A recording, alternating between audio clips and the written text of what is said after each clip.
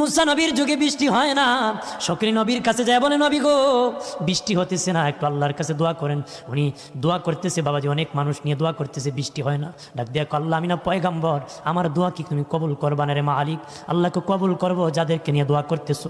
এদের মধ্যে 40 বছরের একটা পাপিষ্ট আছে, যার জীবনে কোনো গুনাহ কাজা নাই, মানুষের নেকি কাজা নাই, তার পাপ কাজা নাই। ও মুসা, যতক্ষণ ওই লোকটা এই মসজিদ থেকে উঠে যাবে না, ততক্ষণ আমি আল্লাহ তুমি মুসার দোয়া কবুল করবো না রে। মুসা নবী ডেকে বললেন, হে 40 বছরের পাপিষ্ট, ময়দান থেকে উঠে যা, তোর জন্য দোয়া কবুল হয় না রে। তাড়াতাড়ি উঠিয়া যা, যদি উঠিয়া না যাস, নাম ধরে আল্লাহর কাছ থেকে নাম জানিয়া কানে ধরে ময়দান থেকে উঠে দিব। 40 বছরের কানার মনে তো জানা আছে, ওই লোকের দিলে বাড়ি মারছে, আমি তো 40 বছরের পাপিষ্ট, জীবনে কোনোদিন আল্লাহকে আল্লাহ বলি নাই, নাকি করি নাই, পাপের অভাব নাই। 40 বছরের পাপিষ্ট ময়দানে বসিয়া কয়, মালিক আমি যদি এখন চোখের পানি ছেড়ে কান্দি, মানুষ বুঝে ফেলবে আমি 40 বছরের পাপিষ্ট, মানুষ জেনে ফেলবে গো আল্লাহ। 40 বছরের পাপিষ্ট আমার মা জানে না, আমার বাবা জানে না, আমার ভাই জানে না, আমার বোন জানে না, আমার আদরের বিবি জানে না, আমার সন্তান জানে না, আমার কেউ আত্মীয় বন্ধু বান্ধব কেউ জানে না, তুমি মালিক জানো, পৃথিবীর কাউকে তুমি জানাও না রে মালিক। এখন যদি এই ময়দানে আমি কান্নাকাটি করি, মানুষ বুঝে ফেলবে, ময়দান থেকে যদি উঠে দেওয়া হয়, মানুষ সকল জেনে ফেলবে আমি 40 বছরের পাপিষ্ট। ও গো আল্লাহ, ও প্রভু, সমাজে আমি হাঁটতে পারবো না, সমাজে আমি বসতে পারবো না, সমাজে খাইতে পারবো না, মানুষ আমাকে ঘৃণা করবে, মানুষ আমাকে ঘৃণা করবে, আমি 40 বছরের পাপিষ্ট রে মালিক। তখন আমি কি করবো রে আল্লাহ?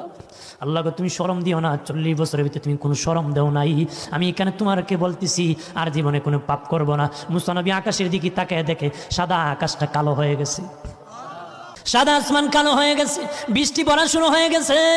মুসা নবী কয়, মালিক 40 বছরের পাপিষ্ট এখনো তো ময়দান থেকে উঠে যায় নাই, মালিক গো তুমি না বলেছো সে উঠে না গেলেন বৃষ্টি দিবা না, এখনো সে যায় নাই, এখন কার দোয়ায় বৃষ্টি দিতেছো? আল্লাহ বলেন, মুসা রে, যার কারণে বৃষ্টি দেই নাই, তার দোয়ার কারণে আমি আল্লাহ বৃষ্টি নাজিল করেছি। আর জোরে বলে, যার কারণে আমি আল্লাহ বৃষ্টি দেই নাই, তার দোয়ার কারণে আমি আল্লাহ বৃষ্টি নাজিল করেছি।